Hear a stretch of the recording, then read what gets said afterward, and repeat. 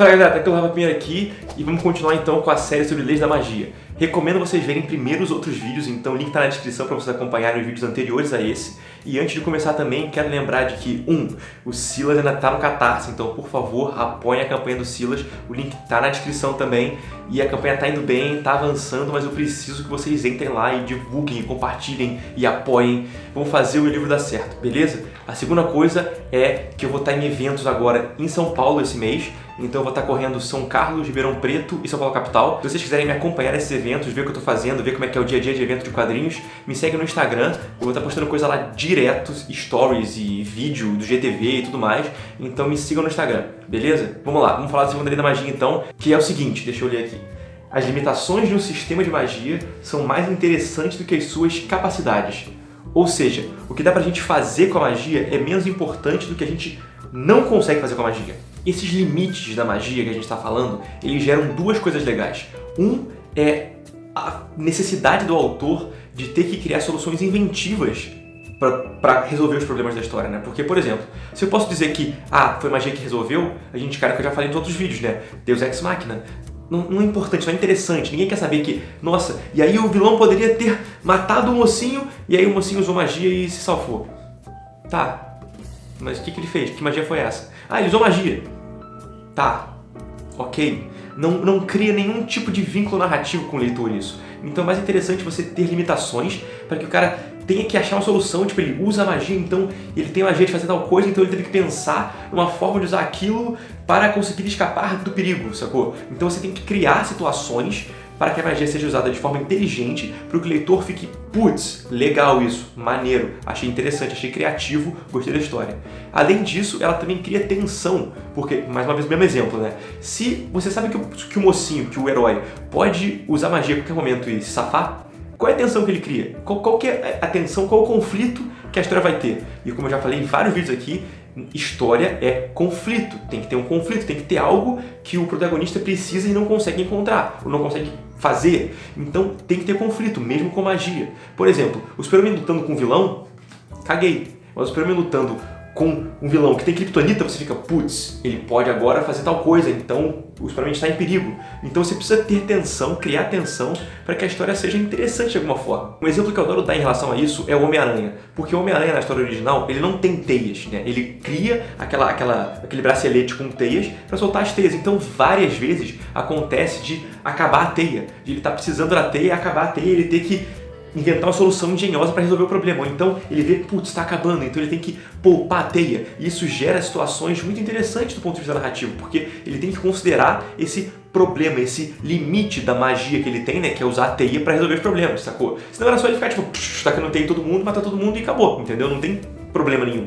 A teia é super poderosa, então a hora que você limita o quanto ela pode ser usada por cartuchos, né, você limita a magia. Você tem que fazer o Peter Parker ou o Miles Morales ou quem quer que seja inventar uma solução diferente, criativa para os problemas. E aí já rolaram situações, inclusive em filmes, em que a teia naturalmente sai dele. E isso é muito ruim, porque perde esse aspecto, perde esse limite do poder dele, sacou? Então ele fica mais roubado ainda e sem uma contrapartida, sem um jeito de você colocar ele em situações de dificuldade, sacou? Então colocar o seu protagonista que usa magia em dificuldade é importante para que ele tenha uma solução, um arco dramático interessante. E se você coloca um cara que não tem limite no poder, como que se resolve, sacou? Como é que você lida com esse tipo de situação? Eu vou dar um exemplo aqui também de um quadrinho nacional, porque eu acho que a gente precisa falar dele se ninguém fala, né? Então, um quadrinho do Pedro Ferreira, que chama-se Post-Mortem, que é sobre um necromancer, né? Um necromante, que é um cara que ele usa magia para ressuscitar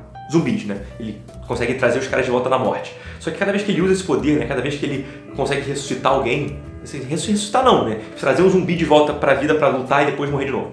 Cada vez que ele faz isso, ele usa parte da energia vital dele mesmo. Então ele não pode ficar fazendo isso à torta e à direita porque ele tá se matando no processo, sacou? Então ele tem que estar sempre cauteloso com, peraí, eu vou usar agora, eu preciso mesmo, vale a pena usar esse poder agora? Então tem toda essa questão do limite de até quando ele pode usar e até quando ele deveria usar, sacou? Então quando você estiver escrevendo a sua história, lembre-se sempre de impor limites na magia. Eu posso fazer isso, mas só até certo ponto. Ou eu posso fazer isso na condição tal, sacou? Sempre dê um condicional, não deixa o cara falar, ele pode fazer isso e pronto. Dê condições em que aquilo pode ser executado. Afinal de contas, é muito mais legal ver o Wolverine lutando contra o Magneto, por exemplo, do que contra qualquer outra pessoa, Dente de Sabre, porque você sabe que ele vai regenerar. E contra o Magneto, você sabe que o Magneto pode tirar o Adamantium dele, sacou? Isso é muito mais interessante, cria muito mais tensão na história. E com essa segunda lei, fica claro o que eu já falei várias vezes aqui, de que é muito fácil deixar super-herói, né? Quadrinho super-herói, aquele super-herói clássico Marvel DC, desinteressante, porque muitas vezes os superpoderes deles não tem contrapartida, não tem limite, sacou? O cara é tão rápido quanto ele pode ser, até aparecer um vilão que é mais rápido que ele, e ele tem que ser mais rápido, e ele supera o limite, e ele vai superando o limite, e pronto, acabou, e não tem mais pra onde ir, e a gente cria aquela situação do Power Creep, que eu já falei em outro vídeo, link na descrição do Power Creep, tá? Mas aí vão vir nos comentários pra mim, ah não, Rafa, mas super-herói é super legal, você que não sabe ler, você que não tá vendo direito, e eu digo pra vocês que sim, super-herói pode ser interessante, mas não porque tem superpoderes super incríveis sem limite, mas porque a hora que você coloca um superpoder no personagem e usa ele como pano de fundo, como contexto, como elemento narrativo para explorar outro aspecto dele, aí fica interessante. As melhores histórias do Super-Homem não são sobre o Super-Homem sendo super forte, super incrível e batendo em geral. São sobre histórias em que, por ele ser super forte, isso gera problemas para ele pessoais, que ele tem que resolver sem superpoderes, entendeu? Resolver no diálogo, ou resolver com uma ideia inteligente, sacou? Porque quando você cria um superpoder com um limite que é meio difuso, né?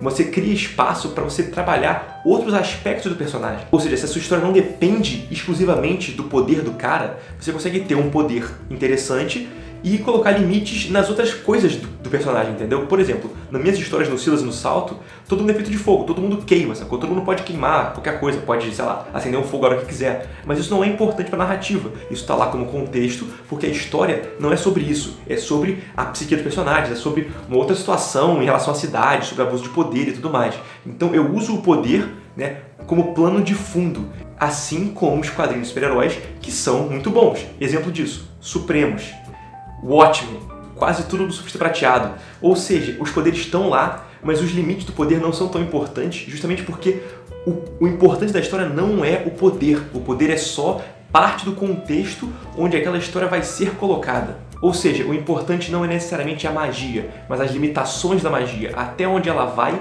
e até onde você pode usar ela como recurso narrativo para explorar outros aspectos da sua história. Beleza? É isso, galera. Espero que vocês tenham gostado. Aguardem pelo próximo vídeo, que é a terceira lei, a terceira e última lei, né, da magia, que é bem interessante. Eu diria até que é a mais legal de se falar. Beleza? Vocês concordam comigo? Vocês discordam de mim? Deem exemplos de super-heróis ou de personagens de quadrinhos. Por favor, de quadrinhos, tá? Sem cinema, sem animação, porque tem vários vídeos sobre isso já. Eu quero de quadrinhos, que usem a segunda lei de forma correta ou de forma incorreta. Beleza? Comenta aqui embaixo. É isso. Curta o meu podcast, como já sabe. E no mais, aquele abraço. Apoie o Silas do Catarse. Valeu!